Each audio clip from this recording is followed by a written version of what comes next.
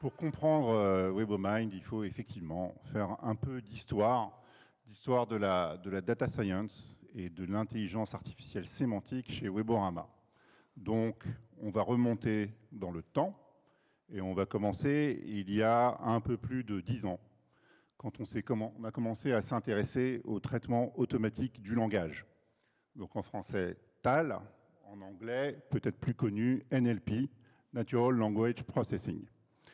Donc, cette citation intéressante d'un linguiste important du XXe siècle, John Rupert Firth. You shall know a word by the company it keeps. Donc, ce motto-là, on l'a gardé avec nous pendant très longtemps et on a développé certains outils. Donc, les outils pour faire du TAL ou du NLP, le lexique. Donc, le lexique, c'est une base de données de mots tagués avec leur catégorie grammaticale et peut-être d'autres tags comme ce qu'on appelle la Name Entity Recognition, c'est-à-dire pour dire quel type de mot c'est. Il faut faire de l'analyse morpho-syntaxique. On appelle ça aussi post-tagging, le part of speech tagging. Donc ça implique des maths. Donc là, on est dans le domaine des maths et de la linguistique, puisque alors, ce sont des maths un peu anciennes. On appelle ça, il est question de chaîne de Markov, par exemple. La lemmatisation, c'est pour réduire le nombre de dimensions. Le nombre de mots, en fait, qu'il y a dans un lexique. On va regarder un petit peu comment ça fonctionne. Et les outils Python, NLTK, avec lesquels nous travaillons. Alors, prenons cette phrase. Macron s'est rendu à l'aéroport Roissy-Charles de Gaulle. Il faut analyser cette phrase et il faut faire l'analyse donc morpho-syntaxique.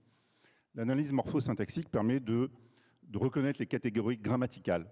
Donc on voit qu'il est question d'un nom propre ici, Macron, qu'on va renvoyer vers le lemme Emmanuel Macron. Roissy-Charles de Gaulle, c'est plus compliqué. C'est ce qu'on appelle un 1, 2, 3, 4 grammes, c'est-à-dire qu'il y a 3 espaces. Il faut pouvoir être capable de reconnaître ce type de mot, savoir que c'est un nom propre et le renvoyer vers Roissy-Charles de Gaulle. Et ne pas faire de confusion. En fait, on lutte en permanence contre l'ambiguïté. Ensuite, on a les prépositions, etc. Donc ça nous renvoie un peu à l'école primaire avec les premières notions de grammaire. Et il faut être capable donc de parser en fait le web, crawler le web, un corpus, très important cette notion, ensemble de documents. On travaille avec les phrases, on fait l'analyse morpho-syntaxique des phrases, et après, on va essayer bien sûr de se poser la question des relations des mots entre eux, pour construire ce qu'on appelle une taxonomie. Une taxonomie, donc on a travaillé pendant longtemps chez Weborama avec une taxonomie dite générique, qui recouvre les thèmes, les centres d'intérêt les plus importants pour les utilisateurs. Et donc voilà, donc là on a un mini corpus là, de 6 phrases, où il est question de Brigitte et Emmanuel, de vacances, de voyages, et de destinations comme Ibiza et Saint-Tropez. Alors, dans les débuts du NLP, ce qu'on faisait, c'est qu'on s'intéressait aux occurrences et aux co-occurrences des mots pour pouvoir connaître les proximités entre les mots. Mais on n'était pas capable de situer précisément un mot dans l'espace. On n'était pas capable de faire ça. Mais on était capable de dire, voilà, comme Ibiza et vacances apparaissent souvent ensemble, ou Ibiza et voyage, on fait une connexion entre voyage et Ibiza. On fait la même connexion entre vacances et Saint-Tropez. Donc ces mots-là vont s'agglutiner. Ils vont s'agglutiner. Par contre, ce qu'on ne va pas faire à ce stade-là, ce qui serait sympathique, mais qu'on n'est pas capable de faire à ce stade-là, parce que les mots n'apparaissent pas dans les mêmes phrases, c'est de rapprocher Ibiza de Saint-Tropez et voyage de vacances. Et ça, on verra qu'il y a eu un breakthrough, une percée dans le traitement automatique du langage qui a permis de le faire. On fait tourner des algorithmes de classification et on fait ces analyses sémiques où on est capable de rapprocher les espèces. Alors bon, là c'est les animaux, il faut imaginer qu'on fait la même chose avec les mots. Et donc on est capable de créer cette taxonomie et ensuite donc de créer une base de données comportementale par cette technique du semantic matching. Donc voilà un user ID ici. Donc on est dans le paradigme ID user navigation sur une suite de domaines. Les domaines eux-mêmes sont scorés sur les différents clusters et on est capable, par agrégation, tout simplement, de scorer les utilisateurs. Alors, ce qui est important, c'est que, par exemple, voilà, l'équipe est très fort sur Actualité, mais dans le surf, dans le profil de l'utilisateur, Actualité va exister, mais il va être faible. Pourquoi? Parce qu'on va normaliser par rapport à la population générale et on va quantiliser pour avoir des scores entiers. Ce soit plus simple de les manipuler ensuite quand on fait du ciblage. Et on peut faire aussi du socio-démo avec ça. Avec un panel, des algorithmes de machine learning, on est capable de projeter ensuite sur une base sociodémographique. Mais il faut bien garder en tête que c'est un, probabiliste, et deux, comportemental. On a généralisé ensuite les insights, parce que là, on parlait d'une taxonomie générique fixe. On a lancé le produit Big Fish, qui est capable de faire donc de la visualisation sur n'importe quel corpus. Donc là, on n'est plus sur le corpus général du web, mais on est sur un corpus d'un client.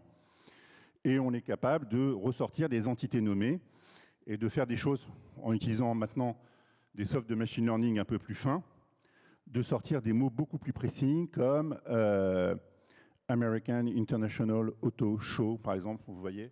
Ça, c'est un 4 grammes. Les 4 grammes ou les 3 grammes ou 5 grammes en sémantique, c'est très intéressant parce que ça désambiguise beaucoup les mots. Et on voit ici les relations, la force des relations entre les mots en fonction de leur co-occurrence dans un corpus. On a industrialisé le ciblage à taxonomie libre. Alors là, ça dépend de cette révolution, cette première révolution qu'il y a eu en IA sémantique, qui est l'algorithme Word2Vec. L'algorithme Word2Vec, très intéressant. Pourquoi? Alors, c'est un réseau de neurones peu profond, mais on est capable de sortir ce qu'on appelle des embeddings. Et les embeddings, c'est un mot qui va devenir crucial en IA sémantique et en IA en général. C'est-à-dire qu'on est capable de générer un vecteur avec des centaines de dimensions pour un mot. Donc, ce qu'on n'était pas capable de faire avant. On n'était pas capable de situer précisément un mot dans l'espace. Là, on va être capable de le faire. Et ce qui est très intéressant, c'est que si on reprend ce petit corpus, eh bien, ce qui fait que cette fois-ci, on va avoir les connexions entre Ibiza et Saint-Tropez et voyages et vacances. Donc, on voit qu'on désambiguise encore un peu plus, et qu'on est plus fin. Pourquoi? Parce que Ibiza et Saint-Tropez sont précédés des mêmes mots, sont précédés de vacances et de voyages. Et vacances et voyages sont suivis des mêmes mots. Donc là, on retrouve vraiment la phrase du linguiste. C'est-à-dire que c'est parce qu'ils apparaissent dans le même contexte qu'il y a une certaine équivalence entre les mots. Et à partir de ce moment-là, on va beaucoup s'amuser. On va être capable de faire un produit très puissant qui s'appelle Moonfish, où on peut rentrer des mots, ce qu'on appelle des mots graines, c'est-à-dire des seed words, naviguer autour des mots, explorer le voisinage des mots et construire un segment comme ça. Les segments à la demande. On peut faire ça sur n'importe quoi, à partir d'une marque, à partir de ce qu'on veut. À partir du moment où les mots apparaissent dans un corpus, on est capable de faire ça. Il ne faut pas oublier que dans tout ça, il y a toujours à la base le NLTK et les couches basses du NLP, sans lesquelles il serait absolument pas possible de faire quoi que ce soit. Ce qui a changé aujourd'hui. On va voir ça. Les insights contextuels, ça fonctionne sur le même principe. Ça, c'est Sunfish. On peut montrer une visualisation, une taxonomie de cette façon-là, en explorant un corpus, cette fois-ci à partir de Heineken. Et on a avancé un peu avec des technos de data vise qui sont extrêmement intéressantes, où là, on peut voir tous les mots du corpus, mais on peut voir aussi toutes les images qui apparaissent dans le corpus qui est crawlé, les dimensions géographiques les plus importantes, les dates les plus importantes, les renvois vers les URL. C'est un outil pour explorer les données sémantiques qui est formidable. Ça, c'est une astuce. Ça fait partie, si on caricature un peu, ce qu'on appelle le transfer learning, c'est-à-dire qu'on apprend quelque chose dans un certain domaine, on le transpose dans un autre domaine. C'est un brin exagéré de dire ça, mais quand même une astuce. C'est-à-dire que chaque user ID a un historique de navigation sur des domaines ou sur des URL. Et donc, on va considérer ça comme des phrases. On va considérer chaque suite de domaines comme des phrases. Et donc, ce qu'on peut faire à partir de là, c'est qu'on peut calculer des embeddings pour chacun des domaines. Ça devient très intéressant. Et donc, on peut calculer des profils qui sont enrichis. Et alors, on vient maintenant au ciblage contextuel. 2021 avec Golden Fish. Ce qui est très intéressant ici, c'est qu'on peut créer des cibles, des inventaires à partir de coexistence de champs sémantiques au sein d'URL. C'est-à-dire qu'on va regarder, par exemple, on va chercher des mots autour d'automobile. Donc là, on va utiliser encore Word2Vec pour explorer le voisinage.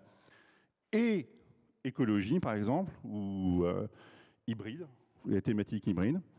Et on va dire, je veux les URL qui contiennent des mots de ce champ-là et de celui-là. Ce qui est très intéressant parce qu'on n'est plus dans l'agrégation, dans le sac de mots. On est dans quelque chose de plus fin. Ça s'appelle le contextuel. Et donc on génère des inventaires d'URL. On peut travailler aussi avec de la vidéo. Alors ce qui nous a beaucoup aidé, c'est OpenAI, bien sûr. OpenAI, bon, c'est un cliché de dire que ça a révolutionné l'IA générative, mais avant, il y a eu d'autres choses. Il y a eu, par exemple, le speech-to-text avec Whisper, qui nous a complètement débloqués. C'est-à-dire qu'on était là, on essayait avec certaines techniques qui étaient plus proches de Word2Vec. Bon, ils ont sorti Whisper, ils ont réglé le problème. Alors, la prise en compte du contexte. Autre révolution, donc BERT. Alors là, il y a tout un pan de l'industrie de l'intelligence artificielle qui a travaillé sur ce qu'on appelle les transformers, une technologie très puissante avec des architectures compliquées de réseaux de neurones. Et notamment avec BERT, ce qui est très fort, c'est la prise en compte des mécanismes d'attention. C'est-à-dire qu'on a une analyse de la syntaxe qui est beaucoup plus fine qu'avec Word2Vec. Word2Vec, chaque mot est considéré comme ça, de façon un peu isolée. Et ce que permet BERT ou GPT, c'est d'avoir voilà, cette requête-là, can you get medicine for someone pharmacy? Il va comprendre, BERT va comprendre qu'il s'agit de prendre des médicaments pour quelqu'un. C'est-à-dire qu'avant BERT, on avait quelque chose où bon, bah, il va envoyer vers les pharmacies les médicaments, mais là, il va vraiment comprendre le sujet. Et donc ça, c'est une révolution aussi. Et alors, on en arrive à la dernière slide de cette présentation. Pourquoi WebOmind? Pourquoi WebOmind? Il y a l'IA générative. Il y a l'IA générative, mais en fait, si on prend par exemple ChatGPT, ce ne sont pas les seuls. Il y a deux dimensions qui sont hyper importantes. Il y a la dimension conversationnelle, où là, on va voir qu'il y a du langage qui peut être généré, mais la dimension Transformers, GPT. Et on va voir comment on associe les deux dans WebOmind. WebOmind, c'est un peu comme un cerveau avec deux parties, une gauche, une droite. En la gauche, il y a l'aspect génératif, c'est-à-dire qu'on va rentrer un brief. Je ne veux pas spoiler, mais par exemple, les artistes amateurs, voilà. C'est au hasard, hein, c'est bien comme ça. Et on va avoir beaucoup de détails, on va avoir beaucoup d'éléments très précis qui contextualisent, qui expliquent ce que c'est que ce thème. Et ensuite, on va faire un matching. Donc là, on va travailler avec les phrases. C'est beaucoup plus fin de travailler avec une phrase que de travailler avec des mots. C'est ce qu'on a vu avec BERT avant. Et on va aller chercher les URL qui ont des embeddings qui matchent ces phrases-là. Donc ça, c'est le semantic matching. Et un des aspects extrêmement séduisants, c'est un des aspects, c'est qu'en fait, les users et les URL vont être vectorisés dans le même espace, puisque un user, c'est une suite de navigation, voilà, d'URL. Et donc, on voit qu'en moyennant les embeddings des URL, bah, finalement, on peut rapprocher les URL des URL, les users des users, mais aussi les users des URL. Et maintenant, sans plus tarder, le moment tant attendu de la démo de WebOmind avec Antoine.